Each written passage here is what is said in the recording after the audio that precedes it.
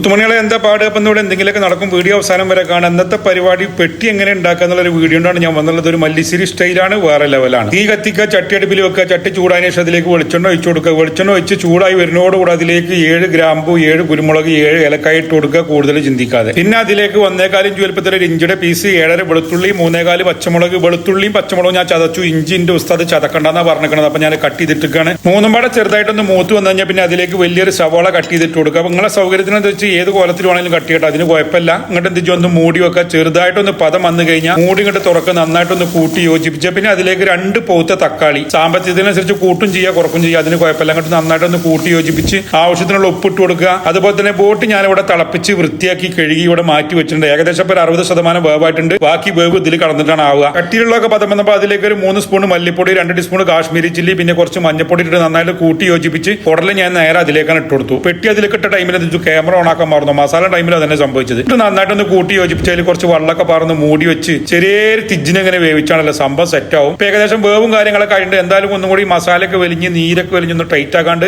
അതിലേക്ക് നമ്മൾ കുറച്ച് വെളിച്ചെണ്ണ വെച്ച് കൊടുക്കുക. മർമ്മപ്രധാനമായ മസാല ഞാൻ ലാസ്റ്റാണ് ചേർക്കുന്നത്. അതിലേക്ക് കുറച്ച് മീറ്റ് മസാല ഇട്ട് കൊടുക്കുക, ബീഫ് മസാല ഇട്ട് കൊടുക്കുക. അതുപോലെ തന്നെ അതിലേക്ക് കുറച്ച് കുരുമുളക് പൊടി ഇട്ട് കൊടുക്കുക. നിങ്ങളുടെ സാമ്പത്തികത്തിനനുസരിച്ച് കൂട്ടും ചെയ്യുക കുറക്കും ചെയ്യുക. അതുപോലെ തന്നെ ബോട്ടിന്റെ അളവിനനുസരിച്ച് നിങ്ങൾക്ക് കൂട്ടും ചെയ്യുക കുറക്കും ചെയ്യുക. എന്നിട്ട് അതിലേക്ക് എന്താ ചെയ്യുക, ഒരു 21 വേപ്പിന്റെയും ആവശ്യത്തിന് മല്ലിച്ചപ്പൊട്ട് നന്നായിട്ടൊന്ന് കൂട്ടി യോജിപ്പിച്ച് കഴിഞ്ഞാൽ മല്ലിശ്ശേരി സ്റ്റൈല് ബോട്ടി വരട്ടി ഇവിടെ റെഡിയായി. ഇപ്പൊ എല്ലാവരും ഒന്ന് പരീക്ഷിച്ച് നോക്കുക. അഭിപ്രായങ്ങൾ അറിവുകളും പങ്കുവെക്കാൻ മറക്കരുത്. എത്രണ്ട് ചെറിയ തിജ്ജിൽ വെച്ചിട്ട് നീര് വലിക്കാൻ പറ്റുമെന്ന് വെച്ചെങ്കിൽ അത്രണ്ട് പെട്ടിയിറച്ചി നന്നാവും. തിജ്ജ് പരമാവധി കമ്മിയാക്കണം, മടി പിടിച്ചാൽ നോക്കണം. അപ്പൊ എല്ലാവരോടും കാണുമ്പോൾ കാണാം. ബൈ.